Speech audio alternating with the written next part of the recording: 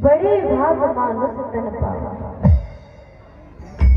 बड़े भाग्य से ये शरीर हमें प्राप्त होता है। तो हे पिताजी, कोई तन दुखी, कोई मन दुखी, कोई धन बिन रहे उदास, और थोड़े थोड़े सब दुखी, सुखी राम के नाम।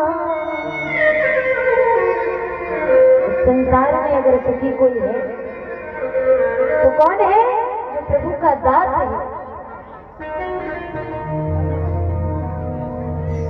तो गोकर्ण जी महाराज कहते हैं कि हे पिताजी, ये मनुष्य देह बहुत मुश्किल से प्राप्त होती है, और इस संसार में हमें लगता है कि हम दुखी हैं, हमसे जो बड़ा है वह जरूर सुखी होगा, लेकिन सुखी वो भी नहीं है, और उससे जो बड़ा है सुखी वो भी नहीं है, सुखी कोई नहीं। कहते हैं, संत लोग गाते हैं क्या?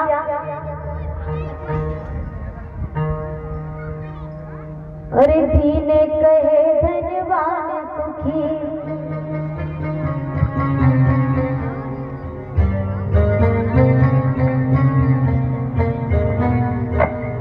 अरे दीन कहे धनवान सुखी, धनवान कहे तो राजा कुमारी,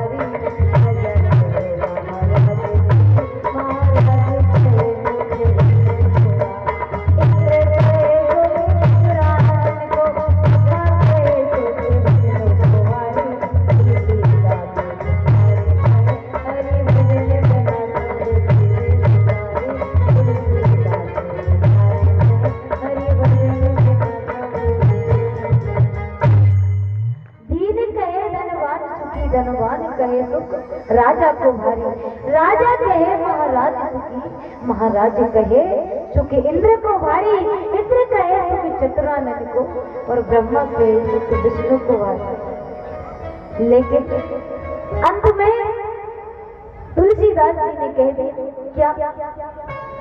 तुलसीदास विचार कहे, हरि भजन बिना सब जीव दुखी। तो गोकर्ण जी महाराज कहते हैं कि हे पिताजी, आप अपने इस मनुष्य देह को आत्महत्या करना, इसका कोई हल नहीं है संसार की समस्याओं का। संसार में हमारे लिए जीवन मिला है, हमारा कल्याण करने के लिए हमें जीवन मिला है, अच्छे अच्छे कार्य करने के लिए, परोपकार करने के लिए, भजन करने के लिए। लेकिन हम क्या करते हैं कि हमारे जीवन को, हमारे बहुमूल्य समय को इस संसार में बर्बाद कर देते हैं। घड़ी है सोने की, सोने में न जाए। संत लोग गाते हैं कि घड़ी है सोने की, सोने में न जाए। हमें जो घड़ी प्रभु ने दी है, जो घड़ी निकल जाएगी वो वापस नहीं आएगी, इसलिए घड़ी है सोने की, सोने में न जाए। अगर ये घड़ी सोने जैसी और सोने में चली जाएगी तो वो घड़ी वापस नहीं आएगी। इसलिए सभी से हमारा निवेदन है कि जो मनुष्य देह हमारे लिए मिली है, उसके लिए माधव जी के चरणों में लगाए, अच्छे अच्छे कार्यों में। और तन कोई छूटा नहीं, चेतन निकल जाने के बाद रोएगा घबराएगा, चेतन निकल जाने के बाद। अभी कुछ नहीं है, अभी तो हाथ काम करते हैं, नेत्र हिल रहे हैं, जिभ्या हिल रही है, तो अपने आप को सहसा समझ रहा है। लेकिन जिस समय तेरे हाथ पैर हिलना बंद कर देंगे, ये नेत्र और ये जिभ्या हिलना बंद कर देगी, तो तेरे लिए जो पिता पिता पापा पापा कहकर जो लोग पुकारते हैं, अपना भाई कहते हैं, उससे सारे रिश्ते नाते जोड़ा करते हैं, वो क्या कहेंगे पता है? कि कब ले जाना है, दिल्ली ले जाइए कहेंगे। तो हे पिताजी, इस संसार में अगर कीमत है तो चेतन की है, जो हमारे अंदर सत्ता विराजमान है उसकी कीमत है। और अगर बोझा है तो इन सांसों का है, बोझा इस शरीर का नहीं है, इस मिट्टी का नहीं है। ये मिट्टी जहाँ से बनी है उसी में चली जाए। अगर किसी सरोवर में हम कूद जाए, जल से भरा हो और हमें अगर तैरना नहीं आता, तो अगर हमारी मृत्यु हो जाए और जैसे ही हमारे प्राण निकल जाएंगे तो हमारा शरीर ऊपर आ जाएगा, आ जाता है। तो बोझा किस चीज का था? सांसों का बोझा था, शरीर का बोझा नहीं था, सांसों का बोझा था।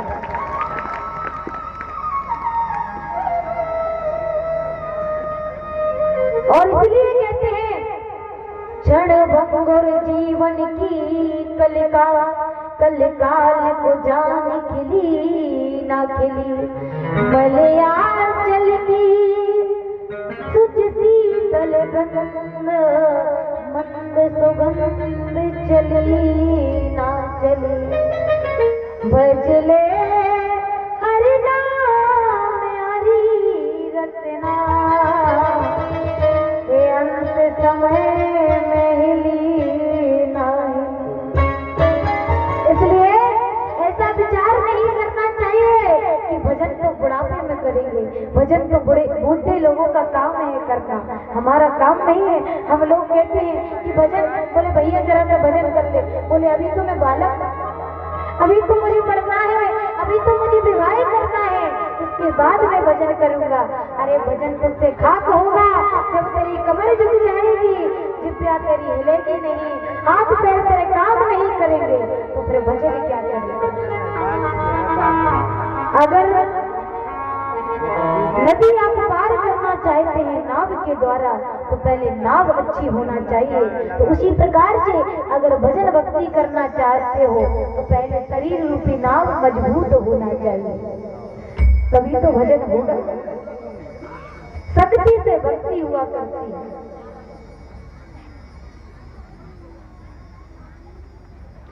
तो गोकर्ण जी महाराज उपदेश देते हैं पिताजी के लिए कि हे पिताजी, क्या हे अभिवत करिया दे भगवान को,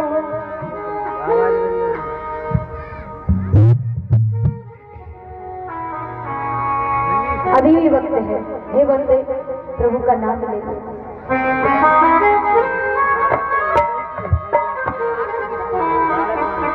हे अभिवत करिया दे भगवान को,